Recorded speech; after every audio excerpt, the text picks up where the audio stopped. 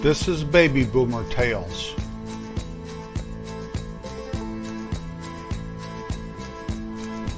In May of 1950, my dad took my mom up to the hospital. It was the only hospital in the county, and it was 27 miles from where they lived. As day turned into night, that little small community hospital became a very busy place. First, about 10:30 or 11 that night, Shirley and Clint were there, and Shirley gave birth to a little boy.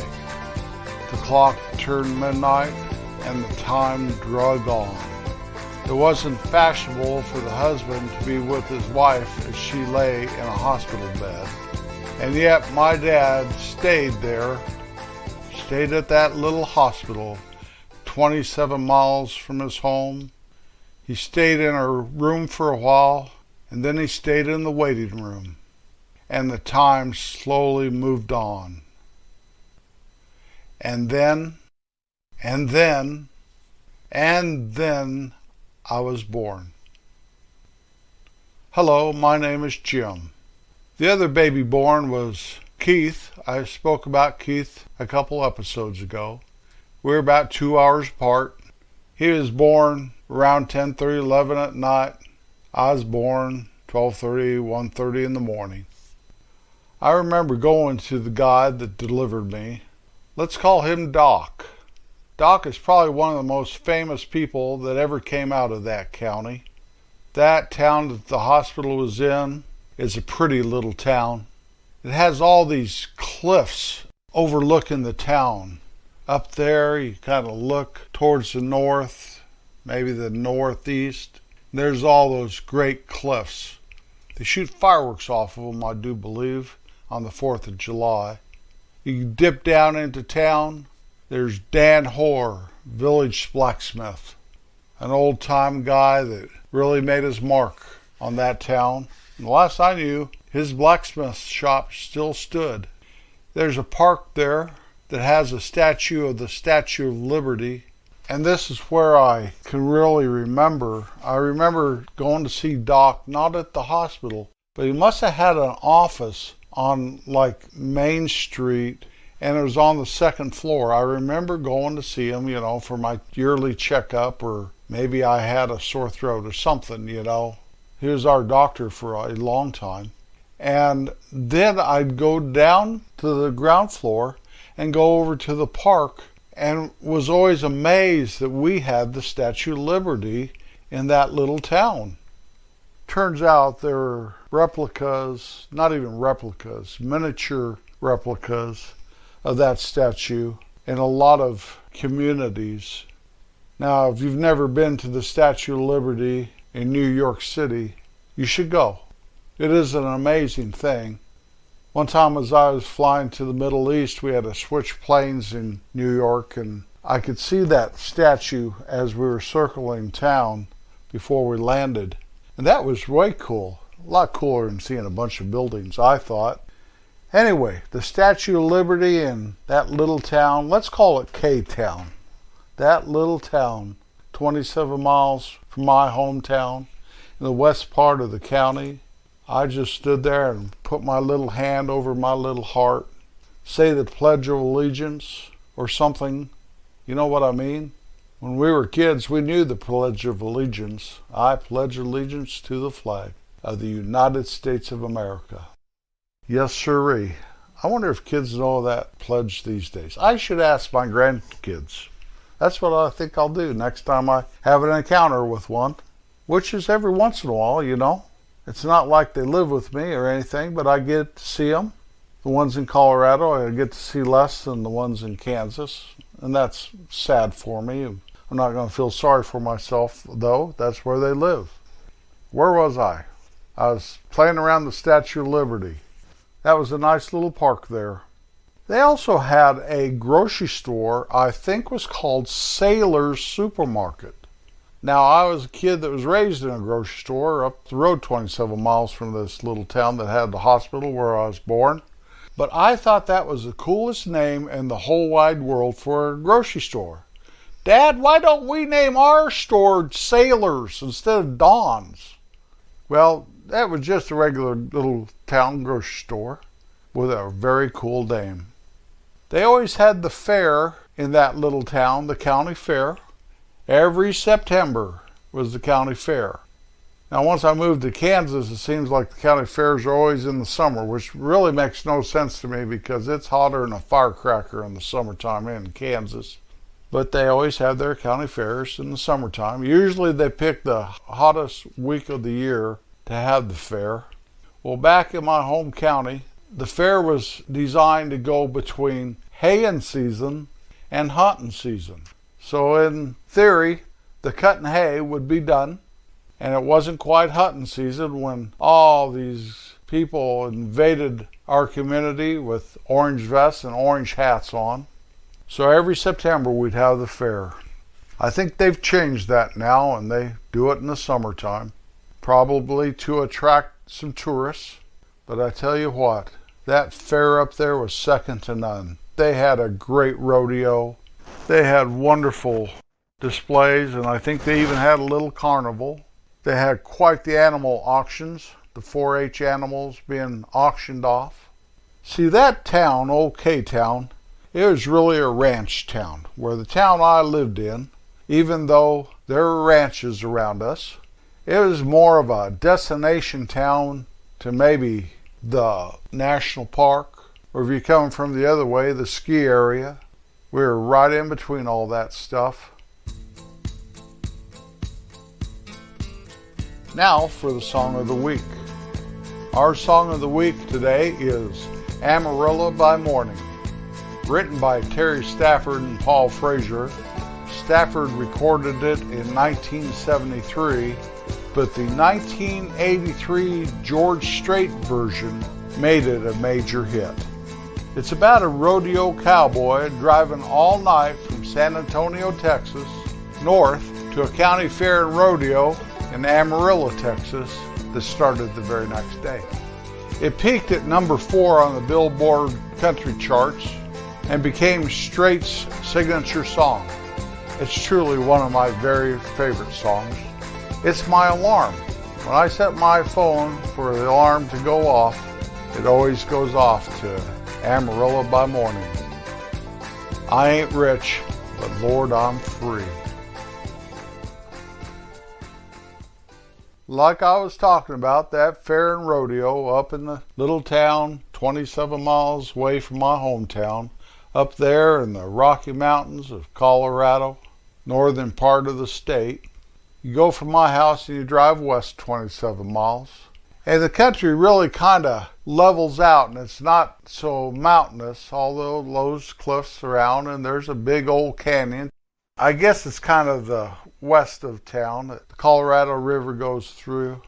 But it is surrounded by ranches, and everyone from all over the county comes to the fair. Like I said, the rodeo is second to none. It's a very good rodeo. I don't even know if they still have the rodeo anymore. I would think so, because K-Town is truly a cowboy town. Their high school is nicknamed the Mustangs, where our high school is the Panthers. I guess a panther or mountain lion is more conducive to the mountains, where a Mustang is more suited to the cowboy. The population of that town, I think, was always a little bit more than my hometown, and it may still be. But my hometown is so full of business traffic and people doing business from all over the county that it does almost appear larger. I checked the census, and those two towns are very similar in population. But the high school which I attended while I was that age is much larger than the high school on the West End.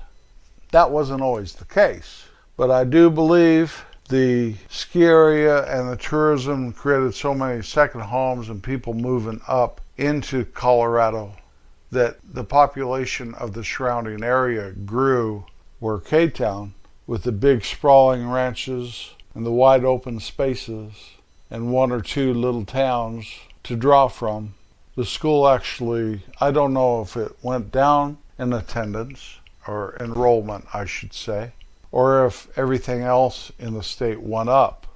But these days, instead of being the bitter rivals of the Panthers, the Mustangs play 8-man football.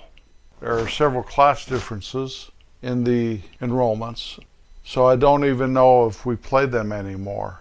But back when I was in school and the years before and for some years after, it was a rivalry that wasn't far off from Missouri and Kansas, the Yankees and the Red Sox, the Celtics and the Lakers, Auburn and Alabama, the Hatfields and McCoys.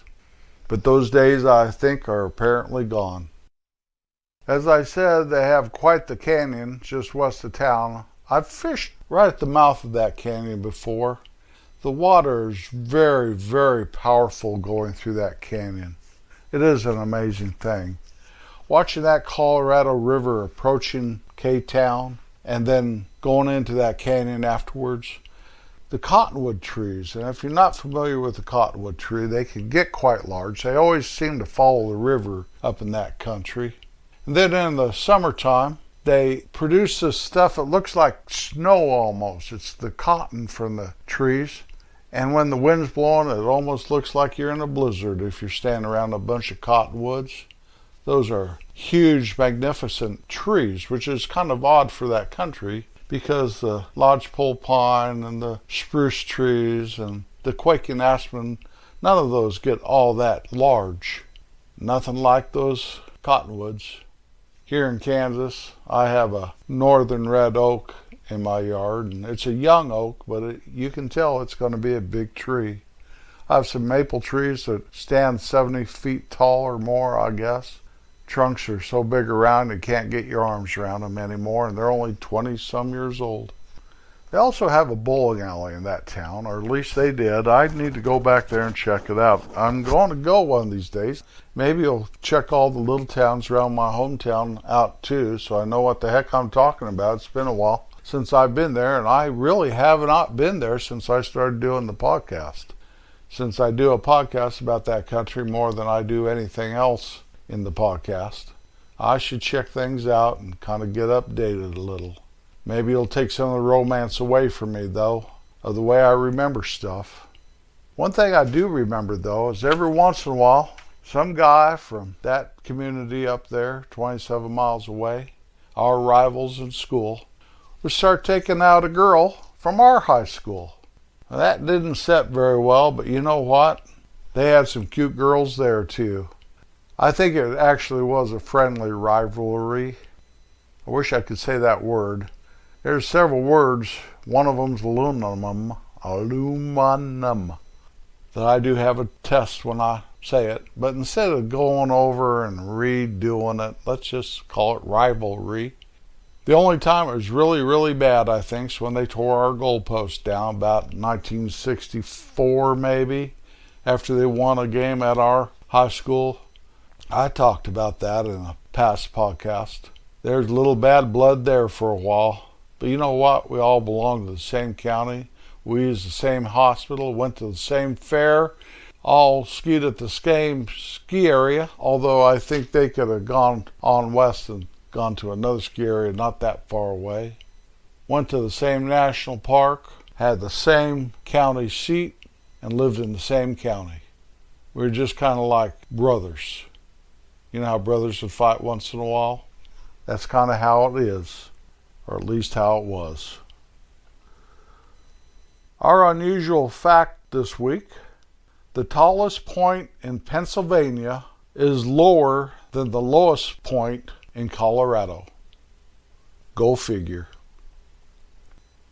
I think if I moved back to that county where I was born and raised, that K-Town would definitely be a possibility of a place I lived. I've heard from various sources that my little hometown, in a lot of ways you wouldn't even recognize it anymore, changed so much. That's what time will do to a place. I understand that, and that's okay with me, yet it makes me just a little bit sad. I mean, I've only been gone for 34 years, 35 years, and I haven't changed a bit. Old Doc, the most famous guy that ever came out of that county, I do believe, He delivered me and hundreds and probably thousands of babies up there. He also delivered my oldest child. Amazing. Happy trails, Doc. You shaped a lot of lives. Always be kind wherever you go with whoever you encounter. It's called taking the high road. I'll be back next Wednesday. That's the plan. Peace out. Jim, you were rubbing up against your microphone and it made a funny sound. It sounded terrible. Yeah.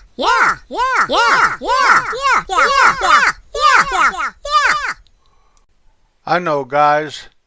It's a new microphone. I'm just not used to it yet. I'll try to do better. Yeah.